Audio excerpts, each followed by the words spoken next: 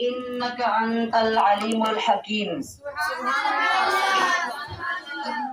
إن الله وملائكته يصلون على النبي يا أيها الذين آمنوا صلوا عليه وسلموا تسلیما. معزز و محترم حاضرات محفل،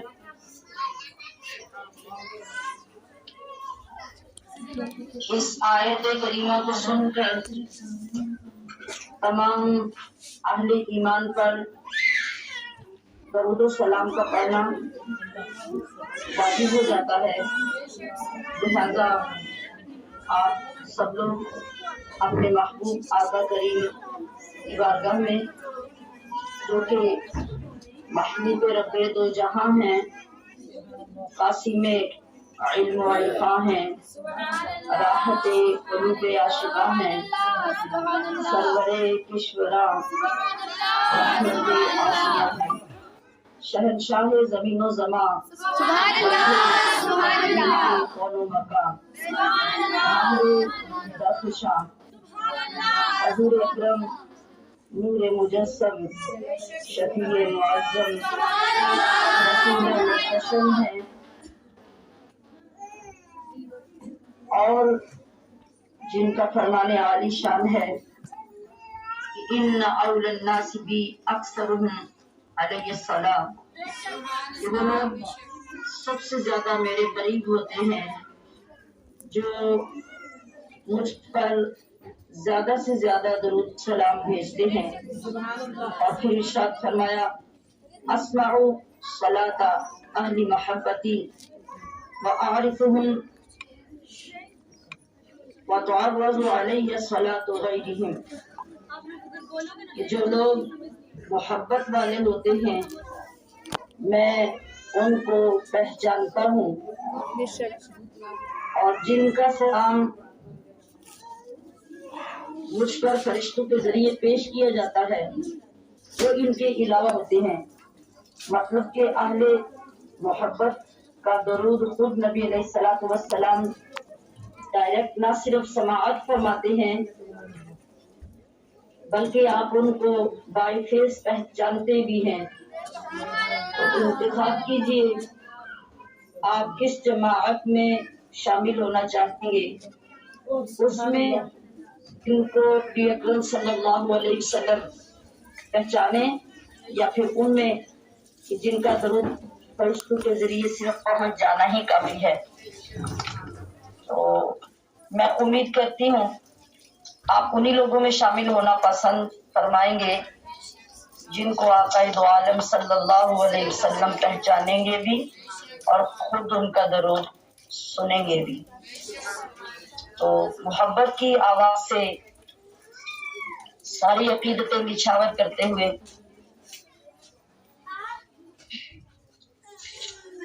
وصل و کرم کے بادل ہر سمت چھا رہے ہیں، وصل و کرم کے بادل ہر سمت چھا رہے ہیں، عفو و عطا کے مژدے اوپر سے آ رہے ہیں.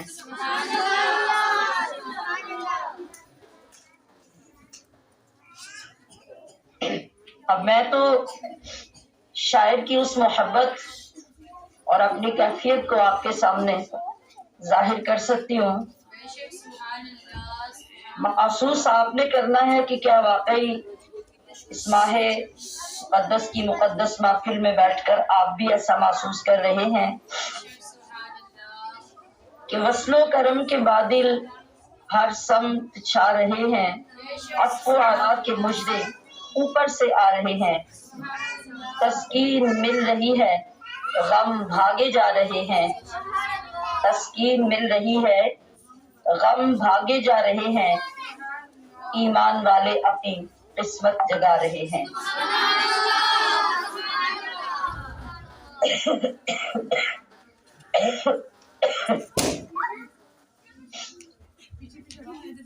کس ذوق و شوق سے ہیں آئے خدا کے بندے،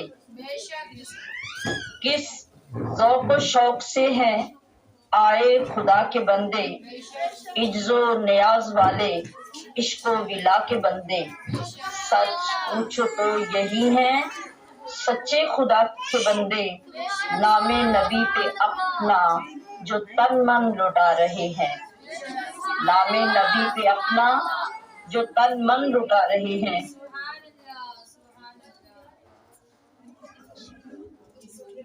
میلاد مصطفیٰ کی خوشیاں منا رہے ہیں، پڑھتے ہیں جن کا کلمہ، گیت ان کے گا رہے ہیں۔ ہم شیران اسلام اللہ تبارک و تعالی کا بے پناہ شکر، جس نے مجھ ناچیز اور آپ تمام خوش نصیب لوگوں کو اپنی بارگاہ میں اپنا اور اپنے محبوب علیہ الصلوۃ والسلام کا ذکر سننے کے لیے جمع فرمایا۔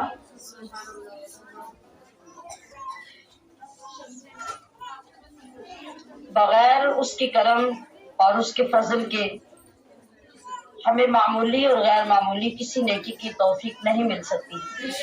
جب ہم میں طلب پائی جائے تو اللہ کریم اس کو اپنی شان قبول فرماتا ہے، اور اس کا ثبوت ہمیں اسی صورت میں ملتا ہے کہ ہمیں وہ اپنے پسندیدہ کام کی توفیق عطا فرما دیتا ہے۔ یہی وجہ ہے کہ آج بھی بحیثیت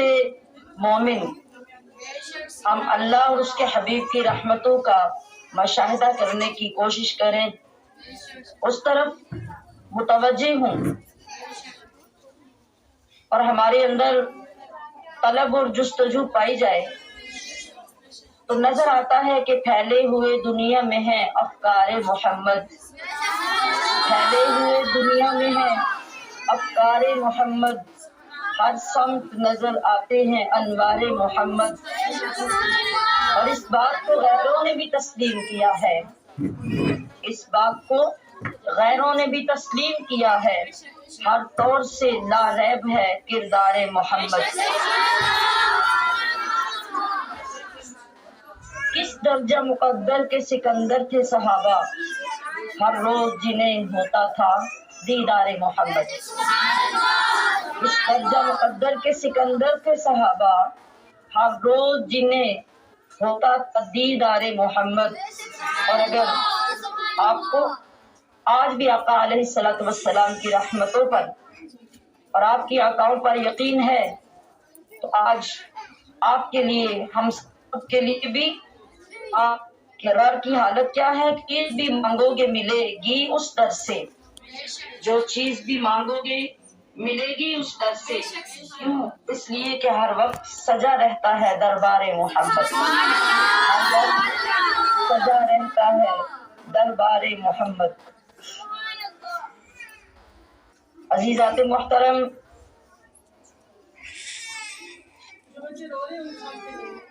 معظم و محترم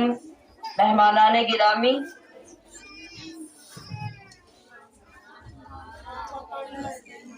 عزیزہ نبیلہ شاکر صاحبہ، آسمہ بی بی صاحبہ اور تمام معلمات، آپ سب کو میں مبارکباد پیش کرتی ہوں۔ اللہ کریم نے آپ کے ذریعے اتنے لوگوں کو اپنے ذکر سے منور کرنے کا ارادہ فرمایا اور آپ کو توفیق بخشی۔ آپ نے ان سب کی میزبانی کا شرف حاصل کیا۔ قرآن عظیم اللہ کی لارب کتاب سے آپ کے سامنے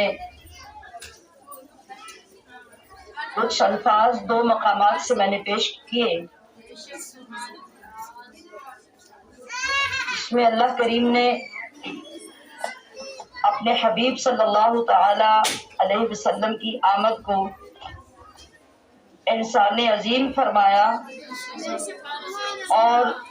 ہمیں آپ کے ذکر سے مستفید ہونے اور آپ کی ذات اقدس کو یاد کرنے پر بہت بڑی سند سے نوازا۔ ارشاد ہوا کہ تحقیق اللہ نے مومنوں پر بہت بڑا احسان فرمایا۔ اور دوسری آیت کا ترجمہ یوں ہے کہ اللہ کی نعمتوں کو یاد کرو تاکہ تم فلاح حاصل کرو۔ قرآن کریم میں احسان کا لفظ آپ نے پڑھا، جیسا کہ ارشاد ہوتا ہے وَبِالْوَالِدَيْنِ احسانا، والدین کے ساتھ حسن سلوک کرو، لیکن اس کے لیے ایک لفظ مننا کا بھی استعمال ہوا، جو میں نے آپ کے سامنے لقد من اللہ کا لفظ استعمال کیا۔ اس کا معنی بھی احسان تو ہے، مگر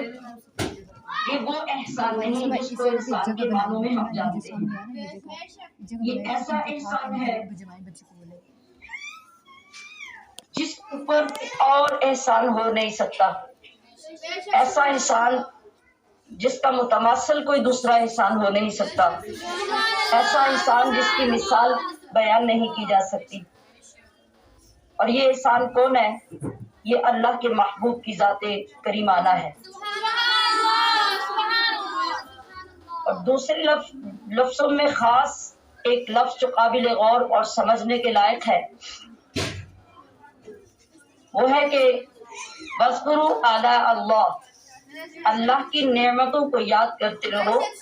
لَعَلَّكُمْ تُفْلِحُونَ، تاکہ تم فلاح پا جاؤ۔ یہ لفظ فلاح کیا ہے؟ جب آپ قرآن کریم کا ترجمہ پڑھتے ہیں اس کا ترجمہ کامیابی کے لفظ سے کیا جاتا ہے۔ کامیابی کے بہت سے درجات ہوتے ہیں۔ ایک بچہ پریپ کلاس مکمل کرتا ہے تو آپ کہتے ہیں ہمارا بچہ کامیاب ہو گیا۔ دوسرا بچہ نرسری کا امتحان پاس کر لیتا ہے، آپ کہتے ہیں کہ بچہ ہمارا کامیاب ہو گیا۔ اسی طرح پہلی، دوسری، تیسری کلاس سے ماسٹر تک پڑھتا جاتا ہے اور وہ کامیابی حاصل کرتا رہتا ہے،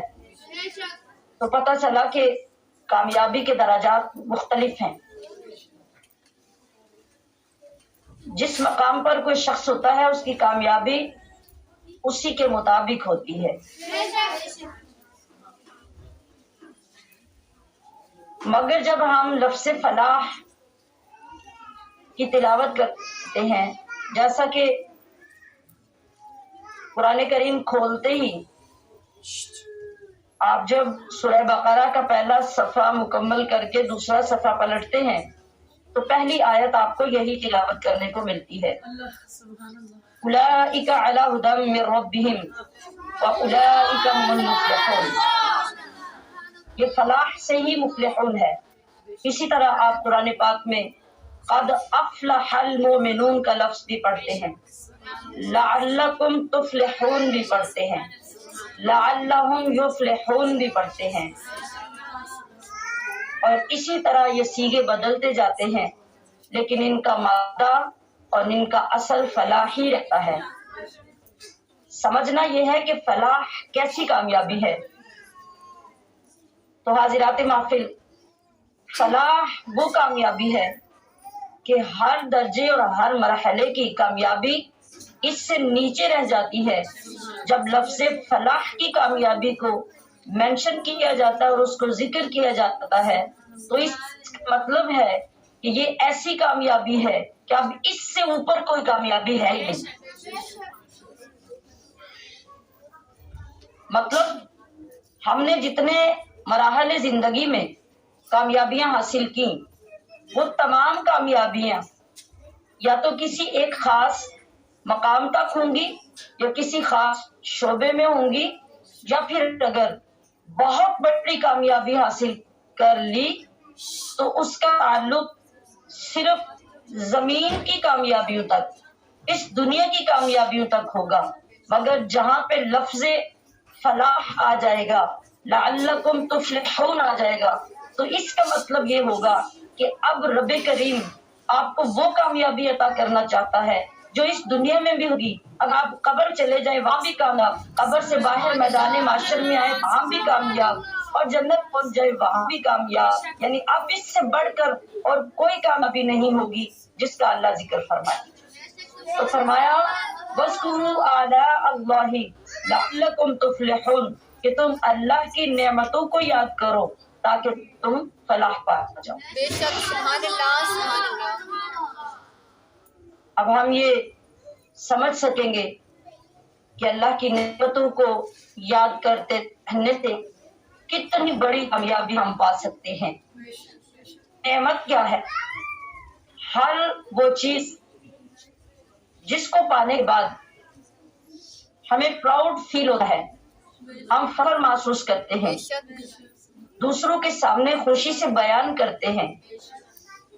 جو ہمیں نفع پہنچانے والی چیز ہوتی ہے ہم اس کو اللہ کی نعمت کہتے ہیں۔ اور اگر ہم ان کا شمار کرنا چاہیں تو اللہ فرماتا ہے وَإِن تَعُدُّوا نِعْمَةَ اللَّهِ لَا تُحْصُوهَا، میں نے تمہیں اتنی نعمتیں عطا کی ہیں، اتنی نعمتیں عطا کی ہیں کہ تم زندگی بھر ان کو شمار کرتے رہو مگر شمار نہیں کر سکو گے۔ تو پھر یہ کیسے پاسبل ہے کہ ہم اللہ کی نعمتوں کو یاد کر سکیں؟ یعنی تمام نعمتیں کاؤنٹ کر ہی نہیں سکتے، تو سب کو یاد کرنا کیسے ممکن ہوگا؟ اللہ کی یہ چاہت جب اللہ کے پیغمبر حضرت داؤد علیہ السلام تک پہنچی تو داؤد علیہ السلام نے اللہ سے عرض کیا، اے اللہ تیری نعمتیں تو اس قدر ہیں کہ ہم انہیں شمار ہی نہیں کر سکتے، تو جس چیز کا شمار ہی ہمارے بس میں نہیں اس کو یاد کرنا، اس کا ذکر کرنا ہمارے بس میں کیسا ہوگا؟ اللہ پاک نے ارشاد فرمایا کہ اے داؤد میری بارگاہ میں تمہارا شکر بجا لاتے رہنا ہی میری نعمتوں کا یاد کرنا ہے۔ مطلب یہ ہوا کہ جب ہمیں اللہ کی بارگاہ میں شکر گزار بندہ بننے کی توفیق مل جائے تو گویا ہم اللہ کی نعمتوں کو یاد کرنے والوں میں شمار کیے جائیں گے۔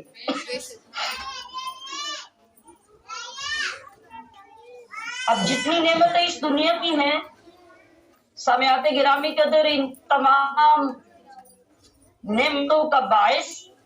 ان تمام نعمتوں کی اصل اور ان تمام نعمتوں سے بلند و بالا نعمت بلکہ نعمت عظمیٰ کیا ہے؟ وہ محمد الرسول اللہ کی ذات گرامی ہے۔ آپ سوچئے کہ اگر ان تمام چیزوں کو یاد کرتے رہنے سے اللہ پاک ہمیں فلاح دارین سے ہمکنار کرے گا،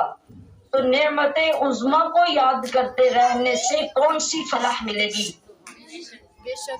اور کتنی بڑی فلاح ملے گی ہم یہ سوچ بھی نہیں سکتے۔ تو اللہ کے محبوب کی یاد، اللہ کے محبوب کا ذکر نصیب ہونا، اس کے لیے سفر کر کے آنا، اس کے لیے اہتمام کا، اس کو سننے کے لیے بیٹھنا، یہ ایسی بڑی نعمتیں اور ایسی بڑی کامیابیوں کی اسناد اور سرٹیفکیٹس ہیں جن میں کوئی شک نہیں۔ آپ علیہ الصلوۃ والسلام کو یاد کرنا ہی زندگی کا حاصل ہے اور کامیابیوں کی کنجی ہے، اور اسی کے ذریعے ہم سب سے بڑی کامیابی کو حاصل کرنے کے قابل ہو جاتے ہیں۔ عزیزات گرامی قدر، آج ہمارے زمانے میں، ہمارے معاشرے میں دین سے دوری کے باعث ہمارے کانسیپٹ ڈسٹرب ہو جاتے ہیں، اور بسا اوقات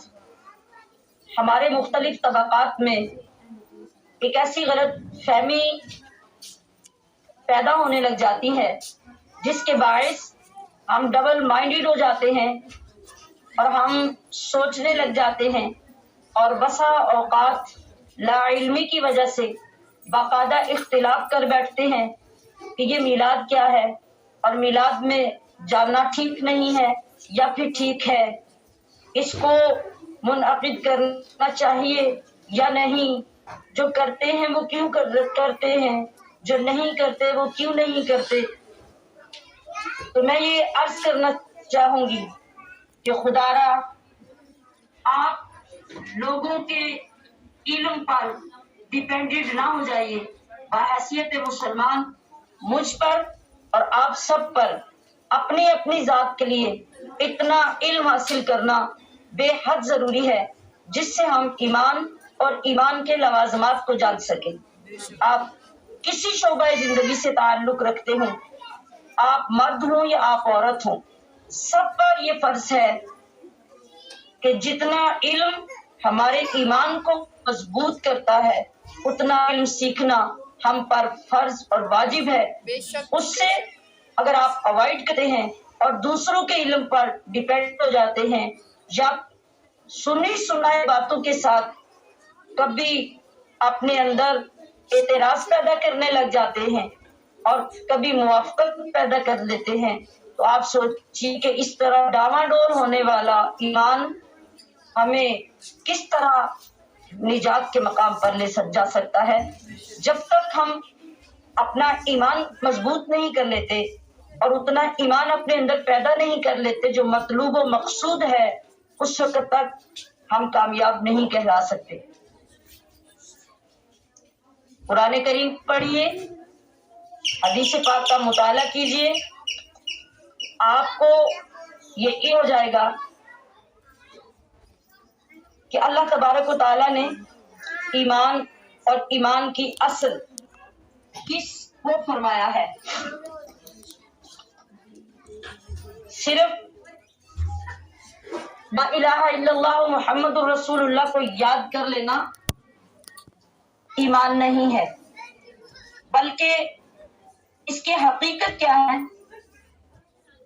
اور ایمان کی جان کیا ہے، اس کو جاننا اور سمجھنا اشد ضروری ہوگا۔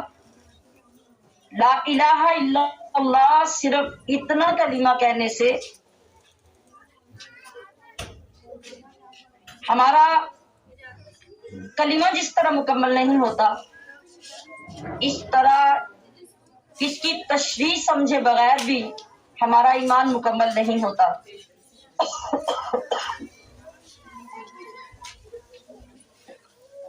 جس طرح لا الہ الا اللہ کا معنی ہے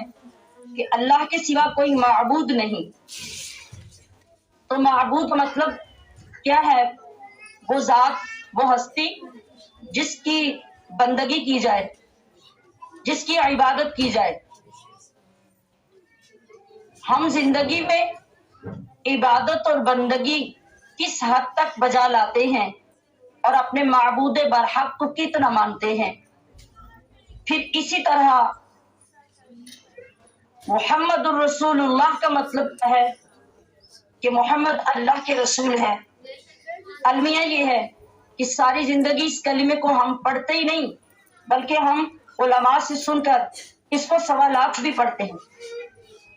مرنے والوں کو بخشتے بھی ہیں اور اپنے لیے جمع کر کے بھی رکھتے ہیں، مگر 1.25 لاکھ پڑھ لینے کے باوجود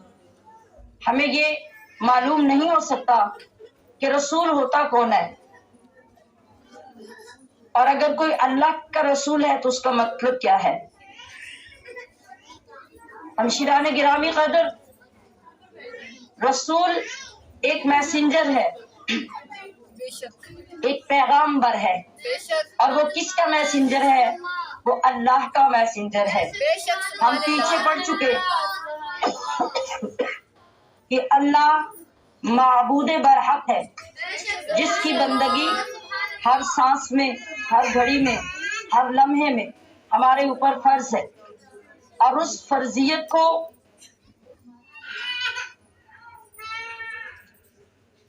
ممکن بنانے کے لیے اور اس فرضیت کو سکھانے کے لیے اللہ رب العزت نے اپنا محبوب ہم میں بھیجا، اور وہ محبوب اللہ کا وہ رسول ہمیں یہی بتانے کے لیے آیا کہ ہم نے اپنے معبود کو کس طرح ماننا ہے، اس کی عبادت کس طرح کرنی ہے۔ اگر ہم رسول کی ان باتوں کو مان کر ان پر عمل کرنے کے قابل خود کو نہیں بناتے اور رسول اللہ کی تعلیمات پر ایمان لا کر ہم انہیں بجا نہیں لاتے، تو پھر ہم نے رسول کو کیا مانا؟ رسول کو ماننا یہی ہے کہ رسول نے جہاں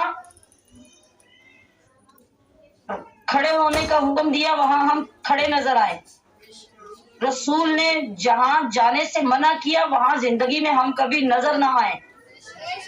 رسول نے جو کرنے کا حکم دیا ہم زندگی بھر کرتے نظر آئے، رسول نے جو نہ کرنے کا حکم دیا زندگی میں ہم کبھی کرتے نظر نہ آئے۔ رسول کے آنے کا مقصد یہ ہے، اور دراصل رسول اللہ کے میلاد کے نام سے منعقد ہونے والی محافل کا مقصد بھی یہی ہوتا ہے کہ ہم آپ کے اذکار کو، آپ کے افکار کو، آپ کے پیغام کو پہچانیں، ان کو سنیں اور اپنے آپ کو اس عمل میں ڈالیں رسول اللہ کو مطلوب ہے۔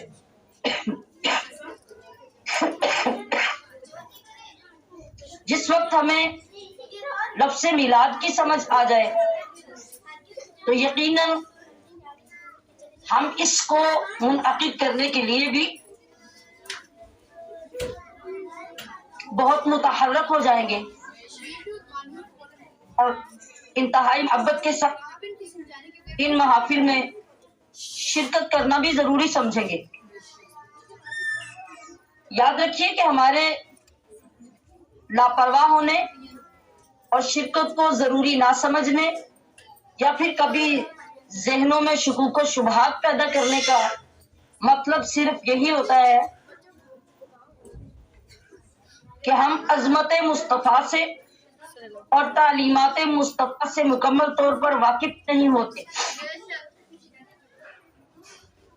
لفظ میلاد ہمیں زیادہ اجنبی اس لیے لگتا ہے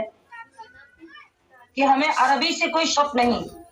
عربی زبان سے بھی ہمیں کوئی محبت نہیں، عربی زبان کو دلچسپی ہم پڑھنا ضروری نہیں سمجھتے، حالانکہ یہی لفظ اگر اردو میں بولا جائے تو ہمیں بڑا اچھا لگتا ہے، انگلش میں بولا جائے تو ہر گھر اس کو سیلیبریٹ کرتا بھی نظر آتا ہے، مگر یہی لفظ جب عربی میں بولا جائے تو ہمارے ذہنوں میں اختلاف اور انتشار پیدا ہونا شروع ہو جاتا ہے۔ تو آئیے ذرا غور کیجئے کہ لفظ میلاد ہے کیا۔ اگر اس کو ہم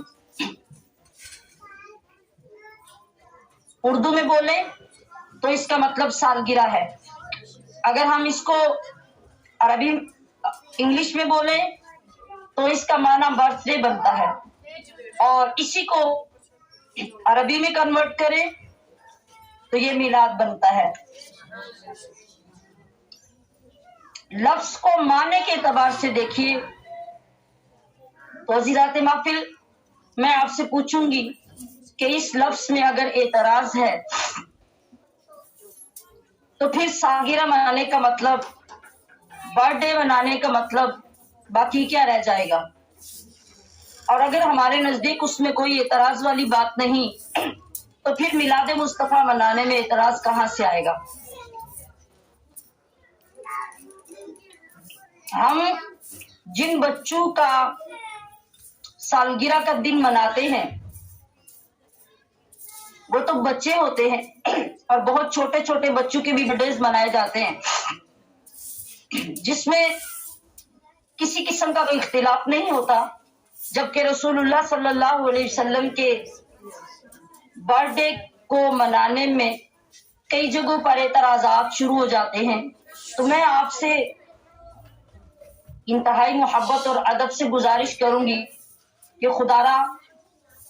اختلاف کے لیے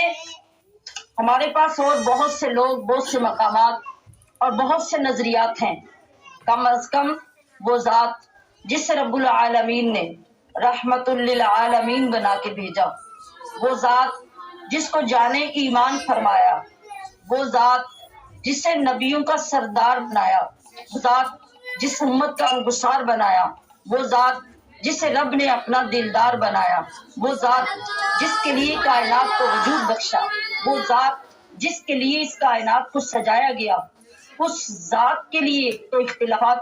ختم کر دیجیے، بلکہ اس ذات کو سمجھنے کی کوشش کیجیے۔ آپ کے میلاد پاک یا آپ کی سالگرہ کا جب دن آتا ہے تو چونکہ نبی اکرم صلی اللہ علیہ وسلم ساری کائنات کے انسانوں کی نہیں بلکہ ہر مخلوق کے رسول اور نبی ہیں، تو یہ کیسے ممکن ہے کہ کائنات والے، دنیا والے آپ کی آمد پر خوشی نہ منائیں، جبکہ آپ کے آنے کا ذکر، آپ کے آنے کا تذکرہ اللہ تعالی نے سب سے پہلے، دنیا کے بننے سے بھی پہلے خود فرمایا۔ کس وقت فرمایا؟ جب ابھی عالم اجسام وجود نہیں آیا، روح کی دنیا ہے، انبیاء کا جلسہ ہے، اللہ رب العزت نے سب سے پہلے وہاں پر نبی علیہ الصلوۃ والسلام کی ولادت پاک کا تذکرہ فرمایا، اور پھر دنیا میں سیدنا آدم علیہ السلام سے لے کر حضرت عیسیٰ علیہ السلام تک ہر نبی اور رسول نے اپنی نبوتیں، اپنی رسالتیں لوگوں کے سامنے پیش کرنے کے بعد اپنی ہر امت کو، ہر رسول نے بتایا کہ آخری زمانے میں ہمارے بعد جو رسول آئے گا وہ اللہ کا محبوب ہوگا، جو رسول آئے گا وہ ہم سب کا سردار ہوگا، جو رسول آئے گا وہ شافع محشر ہوگا، جو رسول آئے گا وہ ہم سب کا سردار ہوگا۔ یہ تو سارے نبی بھی رسول اللہ کے میلاد پاک اور آپ کی آمد کا تذکرہ کرتے رہے۔ کیوں کرتے رہے؟ تاکہ غائبانہ طور پر بھی آپ کی آمد سے پہلی امتیں بھی آپ کو پہچانتی رہیں، آپ کا انتظار کرتی رہیں، اور اس انتظار پر بھی انہیں اللہ کریم اجر و ثواب عطا فرماتا رہے گا۔ تو عزیزات گرامی، جب پہلی امت رسول اللہ کے آنے سے قبل انتظار بھی کرے، ان کے اندر تجسس بھی پیدا ہو، اور اپنے رسولوں سے اللہ کے خاص رسول کا ذکر سن کر خوش بھی ہوتے رہیں، تو آپ کی آمد سے پہلے ان کو تو اجر و ثواب ملے، تو کیا وجہ ہے کہ ہم رسول اللہ کے میلاد پاک کا ذکر کریں یا آپ کی شان اور آپ کی فضیلتوں کو بیان کرنے جمع ہوں، تو کیا یہ کام اجر و ثواب سے خالی ہوگا؟ آئیے سنیے میرے محبوب آقا صلی اللہ علیہ وسلم کا فرمان کیا ہے۔ صحابہ کرام کے مجمع میں آپ تشریف فرما ہیں، آپ نے ارشاد فرمایا، مبارک ہو اس شخص کو جس نے مجھے دیکھا اور وہ مجھ پر ایمان لے آیا۔ صحابہ کرام بے حد خوش ہوئے کہ رسول خدا کی زبان اقدس سے ہمیں مبارک مل رہی ہے، مگر آپ کی بات ابھی مکمل نہیں ہوئی۔ آپ نے فرمایا، مبارک ہو اس شخص کو جس نے مجھے دیکھا اور وہ مجھ پر ایمان لایا، اور 7 مرتبہ مبارک ہو اس شخص کو جو مجھے دیکھے گا نہیں اور مجھ پر ایمان بھی لائے گا۔ تو ہمشیران گرامی قدر، وہ کون ہے؟ وہ کون خوش نصیب ہیں جن کو میرے محبوب، میرے پیارے نبی 7 مرتبہ مبارک رہے ہیں؟ وہ میں اور آپ ہیں۔ ہم خصوصی لوگ ہیں جنہوں نے رسول اللہ کا دیدار ان ظاہری آنکھوں سے نہیں کیا مگر رسول پر ایمان لاتے ہیں اور اس ایمان میں آگے بڑھنے کی کوشش کرتے ہیں، اور ہم یقین کامل رکھتے ہیں کہ اگر کوئی ذات اس دنیا میں اور آخرت میں بھی ہمیں نجات دلانے والی ہے تو وہ رسول اکرم نور مجسم شفیع معظم صلی اللہ علیہ وسلم کی ذات گرامی ہی ہے۔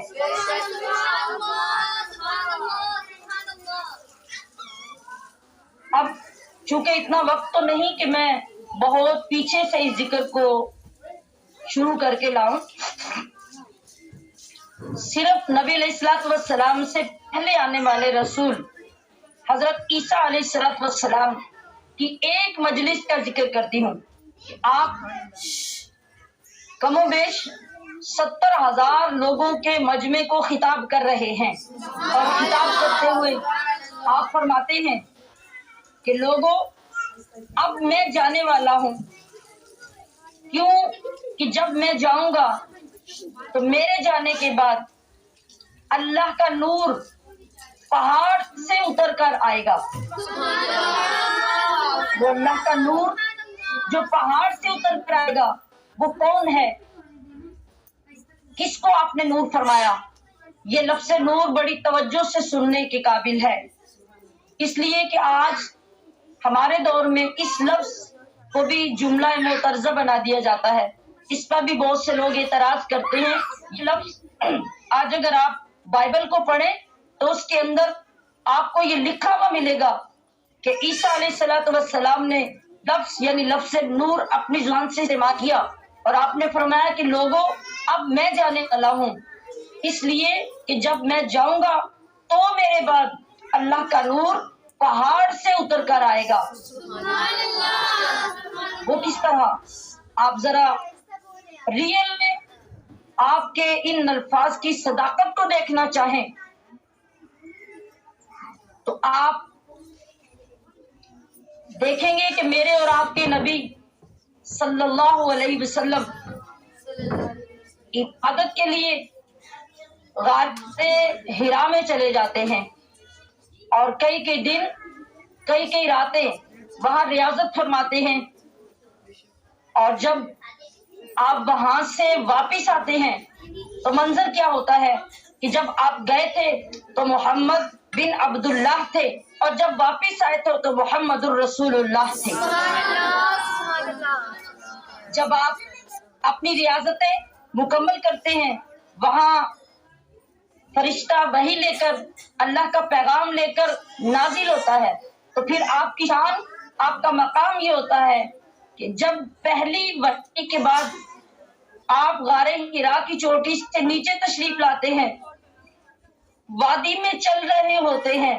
تو آپ نے فرمایا کہ میں جس پتھر کے پاس سے جس درخت کے پاس سے گزرتا تھا تو وہاں اس پتھر اور درخت سے مجھے آواز آتی تھی، الصلاۃ والسلام علیک یا رسول اللہ، الصلاۃ والسلام علیک یا رسول اللہ۔ تو پتہ چلا کہ وہ جو 600 سال پہلے جملہ حضرت عیسیٰ علیہ السلام نے فرمایا تھا، آج مکہ کی وادیوں نے، درختوں اور پتھروں نے، حتیٰ کہ انسانوں نے دیکھ لیا کہ واقعی وہ بات عیسیٰ علیہ السلام کی سچ ہوئی کہ پہاڑ سے نور اتر کر آیا، یعنی پہاڑ کی غار میں آپ کو اللہ نے وحی نازل فرمائی، قرآن نازل فرمایا، اور پھر آپ سند رسالت لے کر مکہ کی وادی میں تشریف لائے۔ جب عیسیٰ علیہ السلام جیسے جلیل القدر رسول کی زبان اقدس سے لوگوں نے کسی اور رسول کا ذکر سنا تو لوگ بڑے متجسس ہوئے، حیران بھی ہوئے،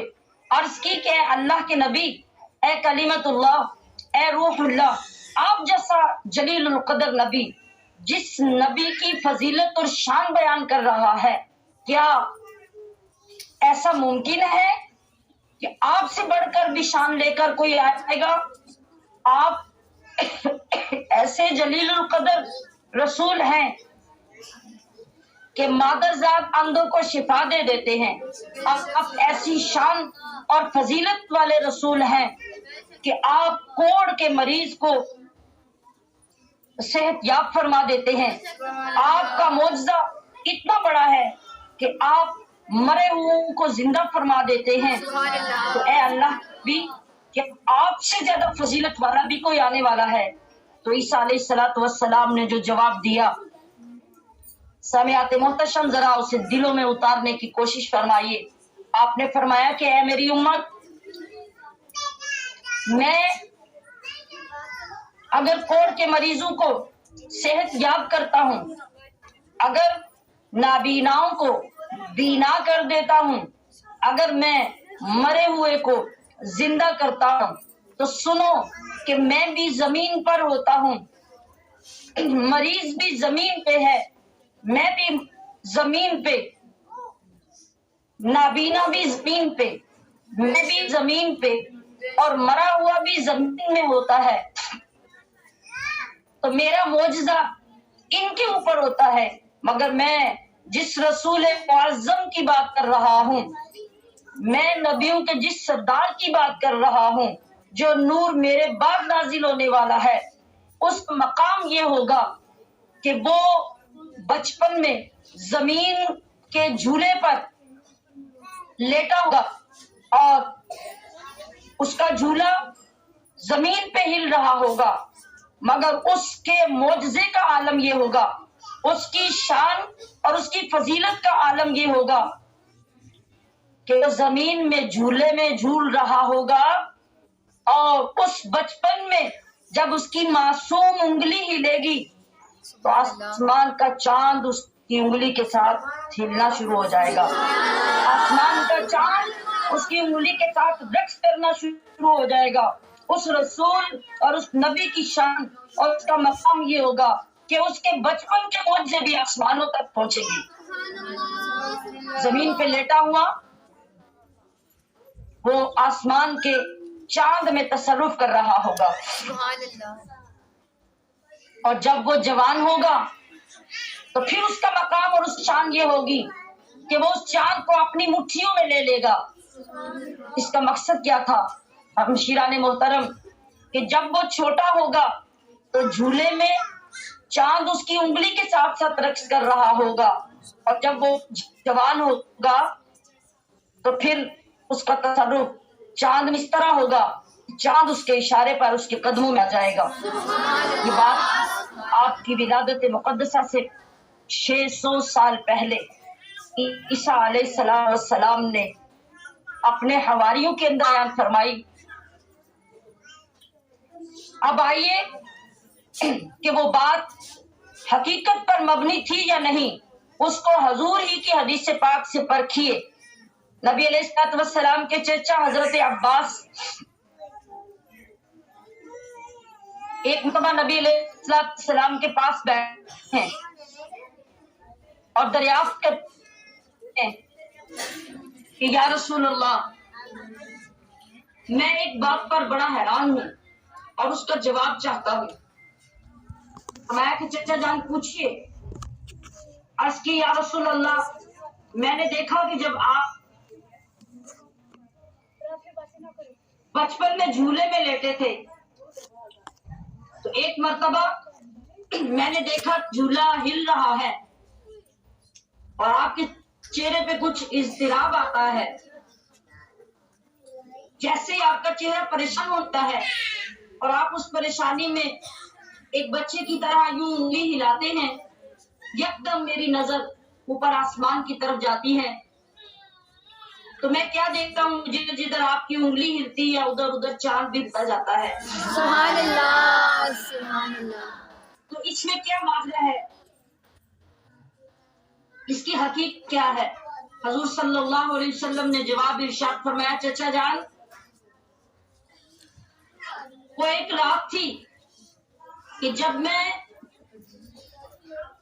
کسی بات سے پریشان ہو کر رونا چاہتا تھا، ایسے میری کیفیت رونے والی ہوئی. میں نے اوپر آسمان کی طرف دیکھا، ادھر میری انگلی ہلی تو میں نے دیکھا کہ میری انگلی کے ساتھ ساتھ وہ چاند اس طرح میرا کھلونا بن گیا، جس طرح کھلونے کے ساتھ بچے کا یک دم دل بہل جاتا ہے اور وہ رونا بند کر دیتا ہے، تو وہ چاند اس طرح میرے انگلی کے اشارے کے ساتھ ساتھ یوں چلنے لگا کہ جیسے وہ مجھے کھلا رہا ہو، اور میں اس کی وہ حرکت اور اس کا وہ رقص دیکھ کر رویا نہیں بلکہ فریش ہو گیا۔ حضرت عیسیٰ علیہ السلام کے فرمان کی تصدیق 600 سال بعد حضور نبی علیہ السلام کی حدیث پاک سے آ کے ہو رہی ہے۔ پھر عیسیٰ علیہ السلام نے فرمایا تھا کہ جب وہ اللہ کا نبی جوانی کی زندگی میں ہوگا تو اس کے اشارے سے چاند اس کے قدموں میں آ جائے گا، وہ چاند کو مٹھیوں میں لے لے گا۔ پھر قرآن کریم کو بھی پڑھیے اور حدیث مبارکہ میں بھی واضح اس روایت کا جائزہ بھی لیجئے۔ قرآن کریم فرماتا ہے اقتربت الساعۃ وانشق القمر، کہ قیامت قریب آ گئی اور چاند پھٹ گیا۔ یہ قرآن کریم کی اس آیت کا ترجمہ ہے۔ اب یہ قرآن اس بات کی تصدیق کر رہا ہے جو عیسیٰ علیہ السلام نے فرمائی، اور حدیث پاک میں بھی یہی ہے کہ جب کئی مرتبہ مشرکین مکہ نے نبی علیہ السلام سے معجزے مانگے اور آپ علیہ السلام نے تمام معجزے ان کی ڈیمانڈ پر دکھا دیے، تو وہ لوگ جب عاجز آ گئے کہ ہم جو بھی ڈیمانڈ کرتے ہیں محمد وہی معجزہ ہمیں دکھا دیتے ہیں، اب کوئی ایسی بات کی ڈیمانڈ کرو جو یہ دکھا نہ سکیں، تو ان تمام لوگوں نے یہ فیصلہ کیا کہ حبیب یمنی کے ذریعے رسول اللہ کو کہلوایا کہ اگر آپ سچے نبی ہیں تو ہمیں چاند کو 2 ٹکڑے کر کے دکھائیں، ہم آپ پر ایمان لے آئیں گے۔ تو نبی علیہ السلام نے حبیب یمنی کی فرمائش پر چاند کو انگلی سے اشارہ کیا اور چاند 2 ٹکڑے ہو کر نبی علیہ السلام کے قدموں میں آیا اور دوبارہ واپس آسمان پہ جا کے جڑ گیا۔ حضرت عیسیٰ علیہ السلام کی یہ بات بھی پوری ہو گئی اور سچ ثابت ہوئی جو آپ نے فرمایا۔ تو سامعات محتشم، پھر آخر ایسا کون سا عناد ہے اور ایسی کون سی ضد ہے کہ نبی علیہ السلام سے صدیوں پہلے آنے والے نبی تو اس کی خبر بھی دیں اور تسلیم بھی کریں، اور نبیوں کی امتیں بھی تسلیم کریں کہ نبی علیہ السلام نے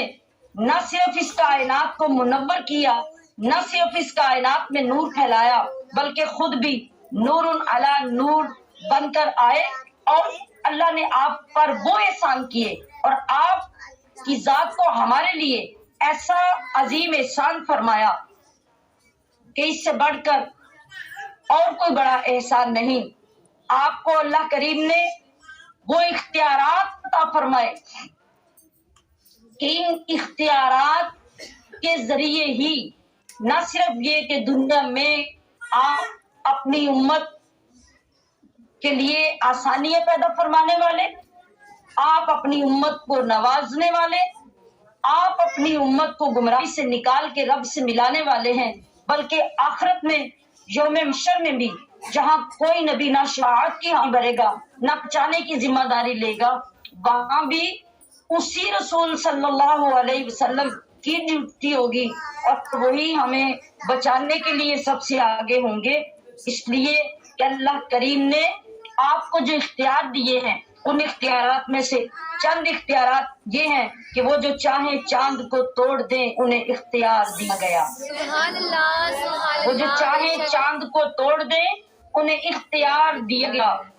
وہ پھر اس کے ٹکڑوں کو جوڑ دیں انہیں اختیار دیا گیا۔ سبحان اللہ، سبحان اللہ۔ کسی امتی کو سقر کے رخ لیے جا رہے ہوں ملائکہ، سقر کہتے ہیں دوزخ کو۔ قیامت میں کیا منظر ہوگا؟ کسی امتی کو سقر کے رخ لیے جا رہے ہوں ملائکہ،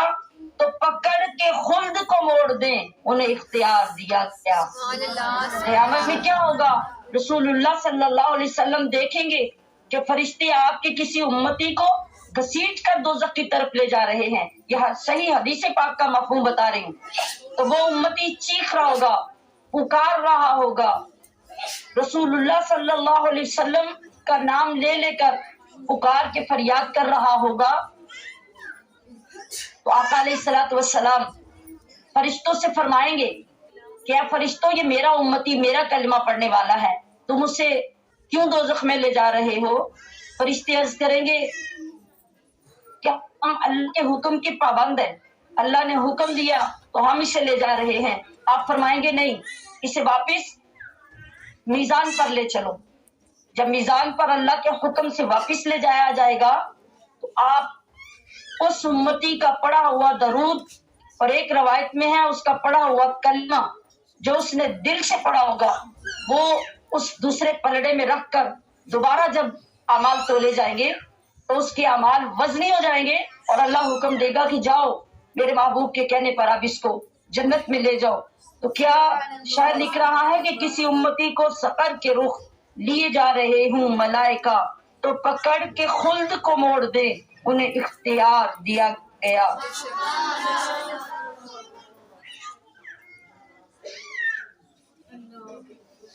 اور علی کی عصر قضا ہوئی تو وقت پر ہی ادا ہوئی، چھپے آفتاب کو موڑ دے انہیں اختیار دیا گیا۔ عزیزات گرامی، میں خلاصتاً عرض یہ کرنا چاہتی ہوں کہ جس طرح اللہ تبارک و تعالی نے کسی بھی نعمت کا شکر ادا کرنے کا ہمیں حکم دیا، اسی طرح رسول اللہ کی آمد پر، آپ کے رسول ہونے پر بھی ہمیں شکر ادا کرنے کا حکم دیا گیا۔ جس طرح ہم ہر نعمت کا اپنے کلچر اور اپنے انداز کے مطابق شکر ادا کرتے ہیں، بالکل اسی طرح ہر کلچر اپنے مطابق نبی علیہ الصلوۃ والسلام کے یوم اقدس کو بھی سیلیبریٹ کرتا ہے۔ جو اپنے اپنے علاقے کی چیزیں اور انداز ہوتے ہیں، ہم ان کو نہ حرام کہہ سکتے نہ مکروہ کہہ سکتے۔ ہاں، اگر وہ شریعت سے ٹکراتے ہوں تو یقیناً وہ غلط ہوتے ہیں، لیکن اگر شریعت سے ٹکرا نہیں رہے تو جس طرح ہم ان چیزوں پہ اعتراض نہیں کرتے، اسی طرح نبی علیہ الصلوۃ والسلام کی میلاد پاک کی محفل پر بھی اعتراض نہیں بلکہ اس میں شامل ہو کے سرشار ہونے کی کوشش کرنی چاہیے۔ ہاں، بعض جگہوں پر اور بعض لوگوں کے ہاں کم علمی کی وجہ سے میلاد پاک کی محفلیں کچھ غیر شرعی، کچھ بے مقصد اور کچھ فضول باتیں جب شامل کر دی جاتی ہیں تو وہ یقیناً غلط ہے، لغو ہے، قابل اعتراض ہیں۔ جو قرآن و حدیث کے مطابق نبی علیہ السلام کے انعقاد کا مقصد ہے وہ کیا ہے کہ امت کے سامنے، قوموں کے سامنے، ہر نسل کے سامنے آپ علیہ الصلوۃ والسلام کی تشریف آوری کا مقصد آپ کی شریعت، آپ کی سنت کو پیش کر کے اس کا درس دیا جائے اور ہر آنے والی نسل کو آپ کی اتباع اور آپ کی سنت پہ چلنے کا جذبہ پیدا کیا جائے اور ان کو ترغیب دی جائے۔ نبی علیہ الصلوۃ والسلام کے میلاد پاک کے انعقاد کا مقصد یہ ہونا چاہیے۔ میلاد پاک ایک ایسی جامعیت رکھنے والی محفل ہوتی ہے جس میں نبی علیہ الصلوۃ والسلام کے اخلاقیات کو بھی بیان کیا جاتا ہے، آپ کی سیرت کو بیان کیا جاتا ہے، آپ کی تعلیمات کو بیان کیا جاتا ہے، اور یہی ہونا چاہیے۔ اس مقصد کے لیے جب آپ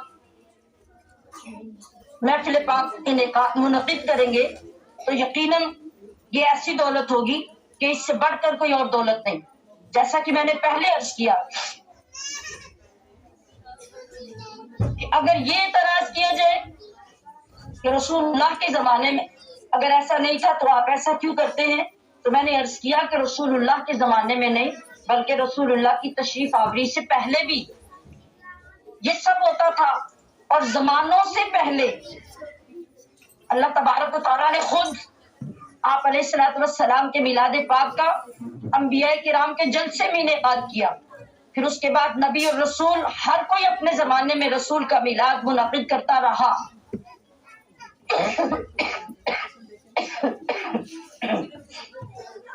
معذرت، آپ ڈسٹرب ہو رہے ہوں گے، لیکن میں نے صبح بتایا تھا نبیلہ صاحبہ کو کہ بس اچانک 2 دن سے بخار اور گلا بہت خراب ہے۔ یہ تو آپ سب کی کرامت اور محبت ہے کہ میں اتنا بول پا رہی ہوں۔ تو اس ڈسٹربنس کو بھی الفاظ کے ساتھ قبول کر لیجئے۔ تو عزیزات گرامی قدر، جب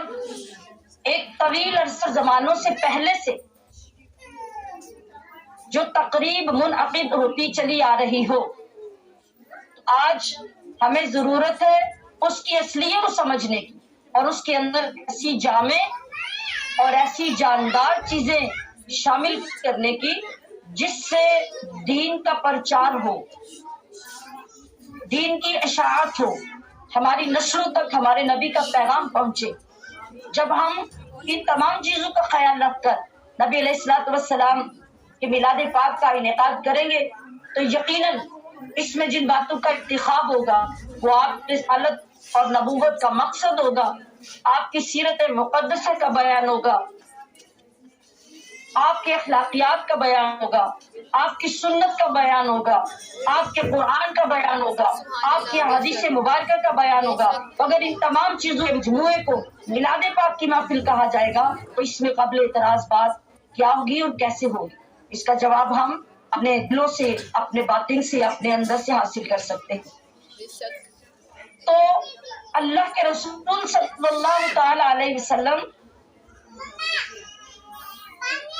کی آمد کے صدقے سے ہی ہمیں یہ باقی نعمتیں ملی جن کو ہم نعمتیں سمجھ کر سیلیبریٹ کرتے رہتے ہیں۔ تو جن کے صدقے سے یہ تمام نعمتیں ملی، تو کیا وجہ ہے کہ ہم آپ کی آمد پر خوشی نہ منائیں، آپ کی آمد کی نسبت سے ہم آپ کی محافل منعقد نہ کریں؟ اللہ تعالیٰ نے اگر ہمیں خوشیاں دی ہیں تو خوشیاں منانے کا بھی حکم دیا اور خوشیاں منانے کو ناپسند بھی نہیں کیا، بلکہ اس انداز سے خوشیاں منائی جائے کہ وہ خوشیاں شریعت کے عین مطابق ہو، نہ کہ شریعت کے خلاف۔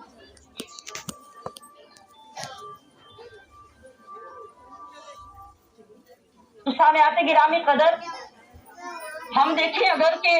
جس وقت ایک بچہ ہمارے اور آپ کے گھر میں پیدا ہوتا ہے، کیا اس بچے کی آمد پر اللہ تعالیٰ نے ہمیں کوئی خوشی منانے کا حکم دیا کہ نہیں؟ جب ہم شریعت کو دیکھیں گے تو ہمیں یہ ثبوت ملے گا کہ بچے کی آمد پر خوشی کا حکم دیا۔ اور وہ خوشی کیا ہے؟ وہ خوشی ہے بچے کے پیدا ہونے پر عقیقہ کیجیے۔ عقیقہ کرتے ہوئے ہم نے کیا کرنا ہے؟ بیٹا ہے تو 2 بکرے ذبح کیجیے اور رشتہ داروں میں، غریبوں مسکینوں میں وہ تقسیم کر دیجیے۔ اگر بیٹی ہے تو 1 بکرا ذبح کیجیے، غریبوں مسکینوں اور رشتہ داروں میں تقسیم کر دیجیے۔ آج اگر ہم جائزہ لیں اپنے ماحول اور اپنے رسم و رواج کا، تو کیا صرف بکرے ذبح کر کے ہی ہم عقیقہ کرتے ہیں اور اسی پر اکتفا کرتے ہیں؟ آپ سب کا جواب یہ ہوگا کہ ہرگز نہیں۔ ہم اپنی اپنی حیثیت کے مطابق دیگیں بھی پکاتے ہیں، بکروں کے علاوہ بہت سے کھانے بھی تیار ہوتے ہیں اور مختلف قسم کے ڈرنکس بھی مہمانوں کی ضیافت کے لیے منگوائے جاتے ہیں۔ تو بتائیے کہ مختلف ڈرنکس کا شامل کرنا اور بکروں کے علاوہ مختلف کھانے شامل کرنا کیا یہ نبی علیہ السلام کے زمانے میں ہوتا تھا؟ آپ کا جواب ہوگا کہ ہرگز نہیں۔ پھر جب بچہ جوان ہو جاتا ہے تو پھر یہ خوشی ہم سب کرتے ہیں، وہ کیا ہے؟ بچے کا نکاح ہوتا ہے۔ اب نکاح ایک خوشی کا موقع ہے۔ اللہ کے نبی نے جو چیز اس موقع پہ سنت فرمائی وہ کیا ہے کہ جب نکاح ہو جائے تو خوشی کا اظہار کیجیے اور جتنے لوگ اس مجلس میں شریک ہے ان میں خوشی کے لیے چھہارے تقسیم کیجیے، منہ میٹھا کروائیے۔ آپ سے میں سوال کروں گی کہ کیا آج جب نکاح ہوتا ہے، نکاح کے وقت آج بھی صرف چھہارے ہی تقسیم کیے جاتے ہیں؟ آپ کا جواب نہ میں ہوگا۔ جب نہ میں ہوگا تو پھر کیا وجہ ہے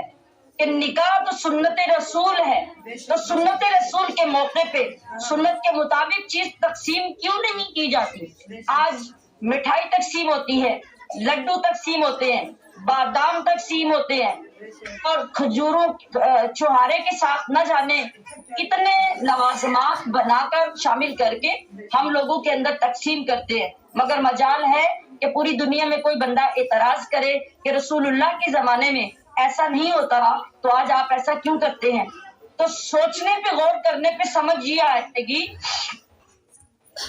कि चूंकि चुहारों के अलावा गुलाब जामुन हो, मिठाई हो, बादाम हो, पिस्ता हो, कोई चीज नाजायज नहीं, इसलिए उनका तकसीम करना भी नाजायज नहीं है। बेशक। अगर आप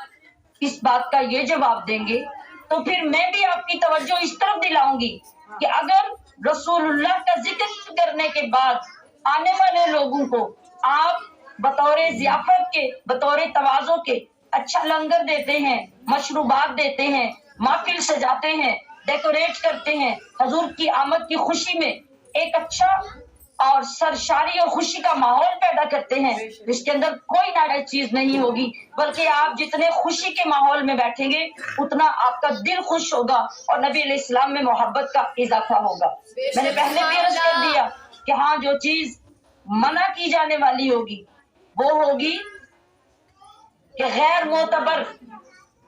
और ऐसी रवायात,